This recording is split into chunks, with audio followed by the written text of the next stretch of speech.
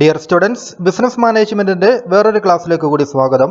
Emerging concepts in management നമ്മൾ continue ചെയ്യുന്നു. ഇന്ന് നമ്മൾ പഠിക്കുന്നത് ബിസിനസ് ഇക്കോസിസ്റ്റത്തെ കുറിച്ചാണ്.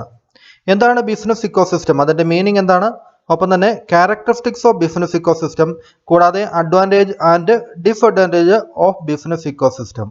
ഇത്രയും കാര്യങ്ങളാണ് ഇന്നത്തെ ക്ലാസ്സിൽ ഉൾപ്പെടുത്തിയിരിക്കുന്നത്. ബിസിനസ് മാനേജ്മെന്റിന്റെയും മാനേജർ എക്കണോമിക്സിന്റെയും ഇതിന് മുമ്പിലത്തെ ക്ലാസ്സുകൾക്ക് വേണ്ടി ഈ വീഡിയോയുടെ I button description end screen എന്ന് ശ്രദ്ധിക്കുക. ഒപ്പം തന്നെ കൂടുതൽ ക്ലാസ്സുകൾക്ക് വേണ്ടി കൊമേഴ്സ് ക്ലാസ് പാർട്ണർ എന്ന ചാനലിന്റെ പ്ലേലിസ്റ്റ് സന്ദർശിക്കുകയും ചെയ്യുക.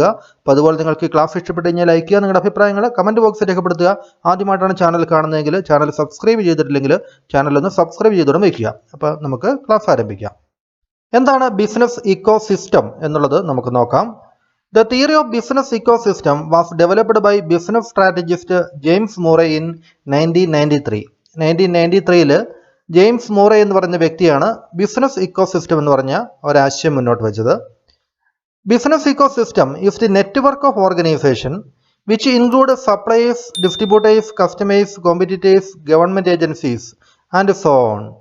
അപ്പോൾ ബിസിനസ് ഇക്കോസിസ്റ്റം എന്ന് പറയുന്നത് it is the network of organisations. പല ഓർഗനൈസേഷൻസിന്റെയും ഒരു നെറ്റ്വർക്കാണ്, ഒരു ശൃംഖലയാണ് ബിസിനസ് ഇക്കോസിസ്റ്റം എന്ന് പറയുന്നത്. ആ ഒരു നെറ്റ്വർക്കിൽ സപ്ലൈസ് ഉൾപ്പെടുന്നു, ഡിസ്ട്രിബ്യൂട്ടേഴ്സ് ഉൾപ്പെടുന്നുണ്ട്, കസ്റ്റമേഴ്സ് വരുന്നുണ്ട്, കോമ്പറ്റീറ്റേഴ്സ് വരുന്നുണ്ട്. അതായത് ഒരു ഫേമിനോട് കോമ്പീറ്റ് ചെയ്യുന്ന മറ്റ് ഫേമുകൾ, എല്ലാ ഫേമുകളും ഇതിൽ ഉൾപ്പെടുന്നുണ്ട്. ഗവൺമെന്റ് ഏജൻസീസ് ഉണ്ട്, റൂൾസ് ആൻഡ് റെഗുലേഷൻസ് ഒക്കെ പറയുന്ന ഗവൺമെന്റ് ഏജൻസീസ് ഉണ്ട്, ആൻഡ് സോ ഓൺ. അതുപോലുള്ള എല്ലാവരും ഉൾപ്പെടുന്ന ഒരു നെറ്റ്വർക്ക് ഓഫ് ഓർഗനൈസേഷനെയാണ് നമ്മൾ ബിസിനസ് ഇക്കോസിസ്റ്റം എന്ന് പറയുന്നത്. Which are involved in the delivery of specific product or service. ഏതെങ്കിലും ഒരു പ്രൊഡക്റ്റ് അല്ലെങ്കിൽ സർവീസ് നൽകുന്ന ആ കമ്പനികളുടെ അതിൽ ഉൾപ്പെട്ടിരിക്കുന്ന എല്ലാ സ്റ്റേക്ക് ഹോൾഡേഴ്സും, ബിസിനസ് ഫേം മാത്രമല്ല, ഡിസ്ട്രിബ്യൂട്ടേഴ്സും, കസ്റ്റമേഴ്സും, കോമ്പറ്റീറ്റേഴ്സും, ഗവൺമെന്റ് ഏജൻസികളും എല്ലാം കൂടെ ഉൾപ്പെടുന്ന through both competition and corporation. ഇവിടെ ഒരേ പ്രൊഡക്റ്റ് വിൽക്കുന്ന പല കമ്പനികളുണ്ട്, അതുകൊണ്ട് തന്നെ അവിടെ കോമ്പറ്റീഷൻ ഉണ്ടാവും, പക്ഷേ ഒപ്പം തന്നെ കോഓപ്പറേഷൻ ഉണ്ടാവും, അവർ തമ്മിൽ കൊളാബറേഷൻ ഉണ്ടാവും, സഹകരണം ഉണ്ടാവും. അതാണ് ബിസിനസ് ഇക്കോസിസ്റ്റത്തിന്റെ പ്രത്യേകത. ഇപ്പം ഏതെങ്കിലും ഒരു സ്ഥാപനത്തിന് മാത്രമായിട്ട് ഒരു ബിസിനസ് ചെയ്യുന്നതിനേക്കാളും കൂടി മറ്റുള്ള സ്ഥാപനങ്ങളുമായിട്ട് കോപ്പറേറ്റ് ചെയ്തുകൊണ്ട്, ആ ഒരു ഇക്കോസിസ്റ്റത്തിലെ എല്ലാ എലമെന്റുകളുമായിട്ടും കോപ്പറേറ്റ് ചെയ്തുകൊണ്ട് എങ്കിൽ കോമ്പറ്റീഷൻ, ഹെൽത്തി ആയിട്ടുള്ള കോമ്പറ്റീഷൻ നിലനിർത്തിക്കൊണ്ട് പോകുന്ന ഒരു സിസ്റ്റമാണ് ബിസിനസ് ഇക്കോസിസ്റ്റം എന്ന് പറയാം. മറ്റൊരു ഡെഫിനിഷൻ നോക്കാം. Business ecosystem can be defined as A strategic planning model popular since the development of information technology. ഒരു സ്ട്രാറ്റജിക് പ്ലാനിംഗ് മോഡലാണ് ഒരു ബിസിനസ്സിനെ അല്ലെങ്കിൽ ബിസിനസ്സിനെ അഭിവൃദ്ധിപ്പെടുത്തുന്നതിന് വേണ്ടിയുള്ള ഒരു പ്ലാനിംഗ് മോഡലാണ് ബിസിനസ് ഇക്കോസിസ്റ്റം എന്ന് പറയാം. Popular since the development of information technology. Information technology develop ചെയ്ത് വന്നത് മുതൽ വളരെ പോപ്പുലർ ആയിട്ടുള്ള ഒരു ബിസിനസ് പ്ലാനിംഗ് മോഡലാണ്, അന്ന് മുതലുള്ള ഒരു ബിസിനസ് പ്ലാനിംഗ് മോഡലാണിത്. Whereby a network of supplies, അതിൽ സപ്ലൈസും ഡിസ്ട്രിബ്യൂട്ടേഴ്സും കോമ്പറ്റീറ്റേഴ്സും കസ്റ്റമേഴ്സും എല്ലാം all work through competition and cooperation. ഇതെല്ലാം അവർ കോമ്പറ്റീഷനുമുണ്ട് കോപ്പറേഷനുമുണ്ട്, രണ്ടും ഒരുമിച്ച് കൊണ്ടുപോകുന്ന to advance sale of products. അവരുടെ പ്രൊഡക്ട്സിന്റെ സെയിൽസിന്റെ അഡ്വാൻസ്മെന്റ് വേണ്ടി അല്ലെങ്കിൽ കൂട്ടുന്നതിന് വേണ്ടി എല്ലാവരും ഒരുമിച്ച് പരസ്പരം കോമ്പീറ്റ് ചെയ്തും ഹെൽത്തി ആയിട്ടുള്ള കോമ്പറ്റീഷനിലൂടെയും പരസ്പരം സഹകരിച്ച് മുന്നോട്ട് പോകുന്ന ഇത്തരം എലമെന്റുകളുടെ ഒരു നെറ്റ്വർക്ക്, അതിനെയാണ് ബിസിനസ് ഇക്കോസിസ്റ്റം എന്ന് പറയുന്നത്. ഇനി characteristics of business ecosystem. Business ഇക്കോസിസ്റ്റത്തിന്റെ ഫീച്ചേഴ്സ്, പ്രത്യേകതകൾ എന്തൊക്കെയാണെന്ന് നോക്കാം. ഒന്നാമത്തത്, ecosystems are dynamic. Ecosystem dynamic ആണെന്നാണ് പറയുന്നത്. ഡൈനാമിക് എന്ന് ഉദ്ദേശിക്കുന്നത് ചേഞ്ചിങ് എന്നാണ്, എപ്പോഴും മാറിക്കൊണ്ടിരിക്കുന്നു. Ecosystem are dynamic and co evolving communities of diverse actors who create and capture new value through increasingly sophisticated models of both collaboration and competition.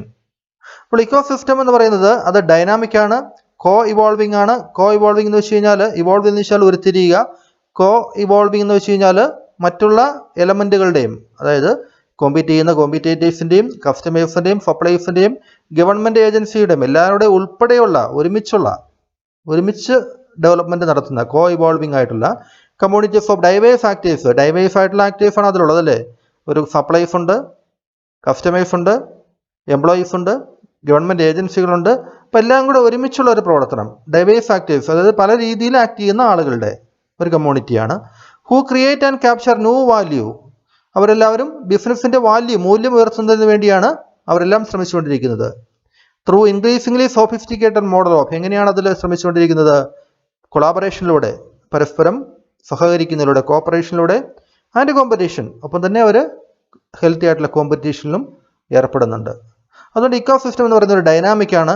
ഇതുപോലുള്ള diverse ആയിട്ടുള്ള actors, അതിൽ ഉൾപ്പെടുന്ന സപ്ലൈസും കസ്റ്റമേഴ്സിലും എല്ലാത്തിലും മാറ്റങ്ങൾ വന്നുകൊണ്ടിരിക്കും അല്ലേ. അങ്ങനെ മാറ്റങ്ങളെല്ലാം സംശീകരിച്ചുകൊണ്ട് ഡൈനാമിക് ആയിട്ട് മുന്നോട്ട് പോകുന്ന ഒരു സിസ്റ്റമാണ് eco system, business eco system എന്ന് പറയാം. ഇനി diversity and their collective ability. ഇപ്പോൾ ഡൈവേഴ്സിറ്റി എന്ന് പറയുന്നത് നമ്മൾ എന്താണെന്ന് പറഞ്ഞു, ഡൈവേഴ്സ് നേച്ചറിലുള്ള പല ടൈപ്പ് ആക്ടേഴ്സ് ഇതിലുണ്ട്. ആൻഡ് ദെയർ കളക്റ്റീവ് എബിലിറ്റി, ഇൻഡിവിജ്വലായിട്ട് നിന്ന് കഴിഞ്ഞാൽ നേടാൻ പറ്റാത്ത പല കാര്യങ്ങളും ഒരുമിച്ച് നിന്ന് കഴിഞ്ഞാൽ നേടാൻ സാധിക്കും. അതിനെയാണ് കളക്റ്റീവ് എബിലിറ്റി എന്ന് പറയുന്നത്, കൂട്ടായിട്ട് നിൽക്കുമ്പോൾ നമുക്കുണ്ടാകുന്ന കഴിവ്. ടു ലേൺ, പുതിയ കാര്യങ്ങൾ പഠിക്കാൻ. അഡാപ്റ്റ്, പുതിയ കാര്യങ്ങൾക്കനുസരിച്ച് മുന്നേറാൻ.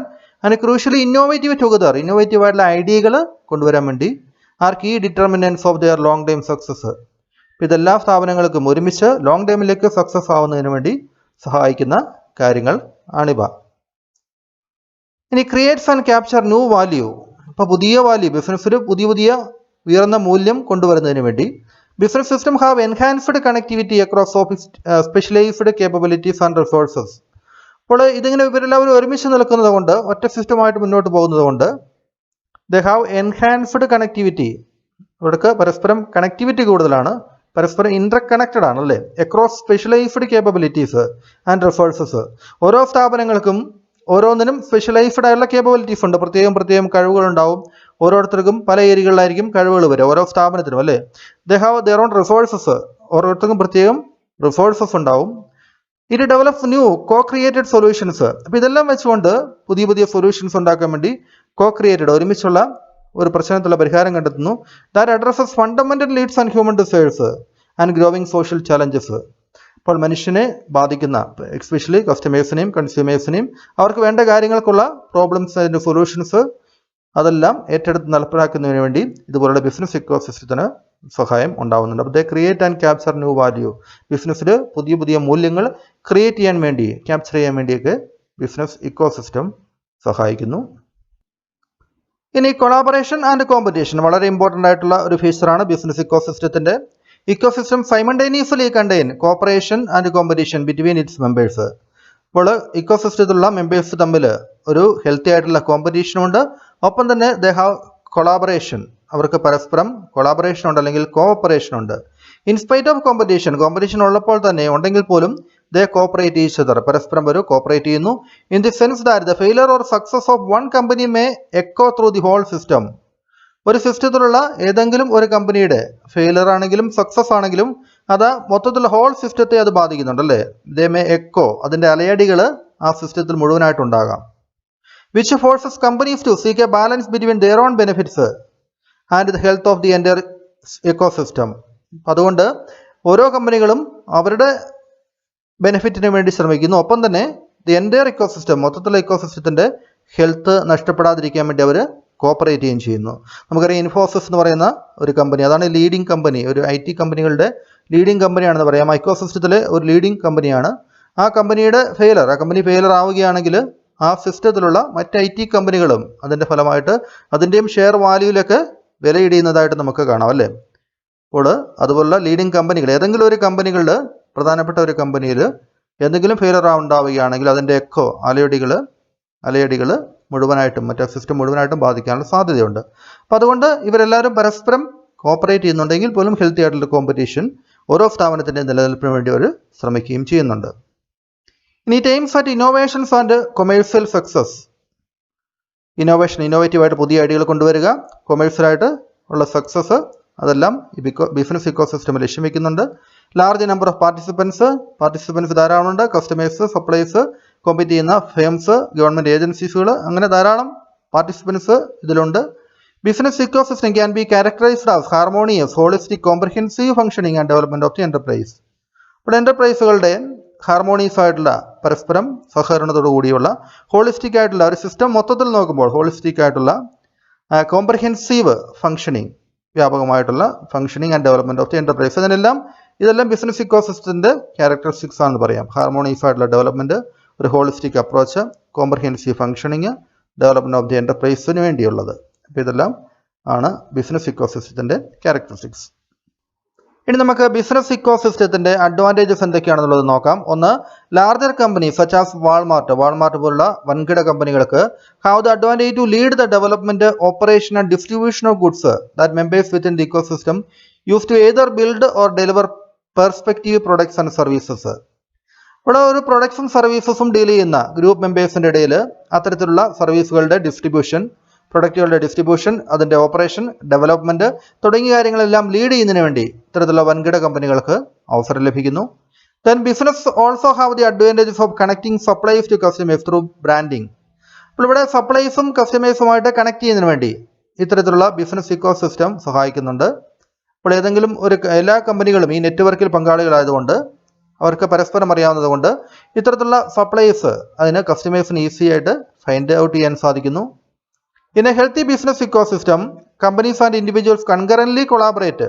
അപ്പോൾ ഹെൽത്തി ആയിട്ടുള്ള ഒരു ബിസിനസ് ഇക്കോസിസ്റ്റം ആണെങ്കിൽ അവിടെ കമ്പനികളും ഇൻഡിവിജ്വൽസും കൺകറന്റ്ലി അവർ സ്ഥിരമായിട്ടത് കൊളാബറേറ്റ് ചെയ്യുന്നു in the production of common assets and use of these assets to develop market.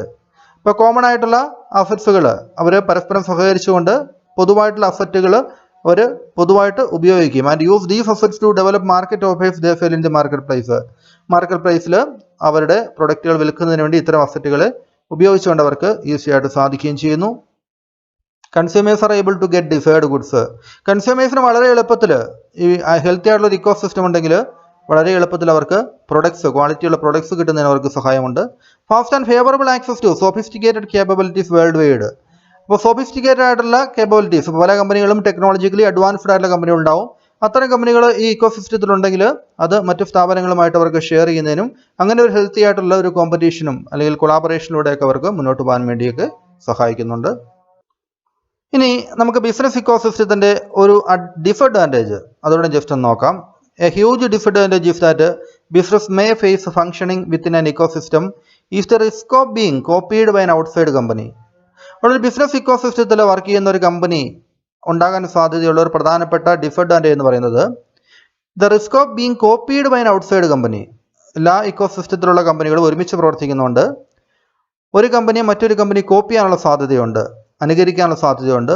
Or company or vendor presenting a possible threat to the business confidentiality and security. അപ്പോൾ നമ്മുടെ ബിസിനസിന്റെ കോൺഫിഡൻഷ്യാലിറ്റി കാര്യങ്ങൾ സെക്യൂരിറ്റിയോടുകൂടി നമ്മൾ സൂക്ഷിക്കേണ്ട ചില കാര്യങ്ങൾ, അത്തരത്തിലുള്ള ബിസിനസ് സീക്രട്ടുകളൊക്കെ ലീക്കായി പോകാനുള്ള സാധ്യത ഇവർ ഒരുമിച്ച് കൊളാബറേറ്റ് ചെയ്യുമ്പോൾ, സഹകരിച്ച് പ്രവർത്തിക്കുമ്പോൾ അതിനുള്ള ഒരു സാധ്യത ഉണ്ട് എന്നുള്ളതാണ് ഒരു പ്രധാനപ്പെട്ട ഡിസഡ്വാൻറ്റേജ് ആയിട്ട് ബിസിനസ് ഇക്കോസിസ്റ്റത്തിന്റെ ഡിസഡ്വാൻറ്റേജ് ആയിട്ട് പറയുന്നത്. അപ്പോൾ ഇതോടുകൂടി നമുക്ക് ഇന്നത്തെ ക്ലാസ് അവസാനിക്കുകയാണ്. നമുക്കിനി അടുത്ത ദിവസം ലോജിസ്റ്റിക് മാനേജ്മെന്റ് എന്ന് പറയുന്ന ആ ഒരു കോൺസെപ്റ്റ് എന്താണെന്നും അതിൻ്റെ ഡീറ്റെയിൽസും നോക്കാം.